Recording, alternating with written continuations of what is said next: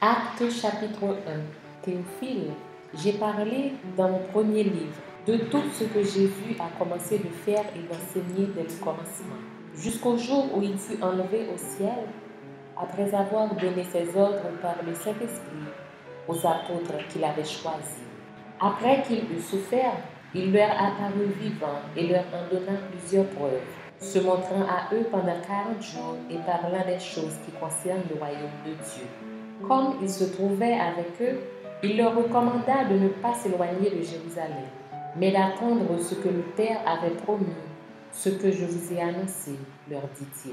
Car Jean a baptisé d'eau, mais vous, dans peu de jours, vous serez baptisés du Saint-Esprit.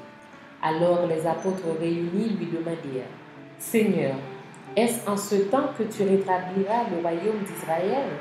Il leur répondit, « Ce n'est pas à vous de connaître les temps ou les moments que le Père a fixés de sa propre autorité, mais vous recevrez une puissance, le Saint-Esprit survenant sur vous, et vous serez mes témoins à Jérusalem, dans toute la Judée, dans la Samarie et jusqu'aux extrémités de la terre. » Après avoir dit cela, il fut élevé pendant qu'ils le regardaient, et une nuée le déroba à leurs yeux. Et comme ils avaient les regards fixés vers le ciel, pendant qu'ils s'en allaient, voici, deux hommes vêtus de blanc leur apparurent et dirent, « Hommes galiléens, pourquoi vous arrêtez-vous à regarder au ciel?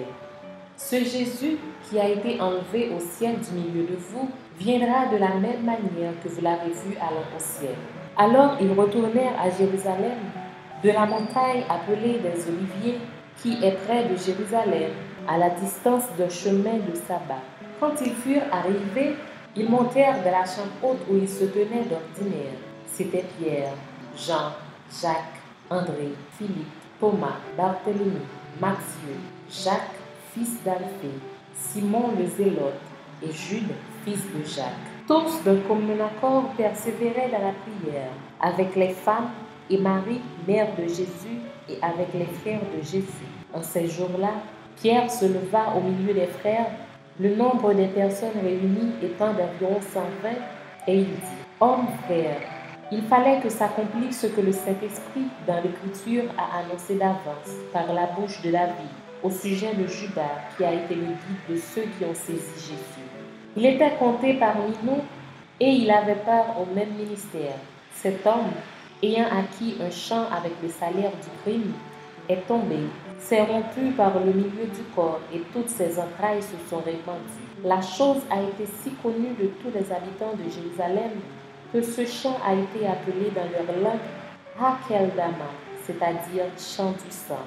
Or, il est écrit dans le livre des Psaumes que sa demeure devienne déserte et que personne ne l'habite et qu'un autre prenne sa charge. Il faut donc que, parmi ceux qui nous ont accompagnés tout le temps que le Seigneur Jésus a vécu avec nous, depuis le baptême de Jean jusqu'au jour où il a été enlevé du milieu de nous, il y en ait un qui nous sera associé comme témoin de sa résurrection. Ils en présentèrent deux, Joseph appelé Barsabas, surnommé Justus, et Matthias. Puis ils firent cette prière, « Seigneur, toi qui connais les cœurs de tous, désigne lequel de ces deux tu as choisi, afin qu'il ait part à ce ministère et à cet apostolat que Judas a abandonné pour aller en son lieu. » Ils tirèrent au sort et le sort tomba sur Matthias, qui fut associé aux 11 apôtres.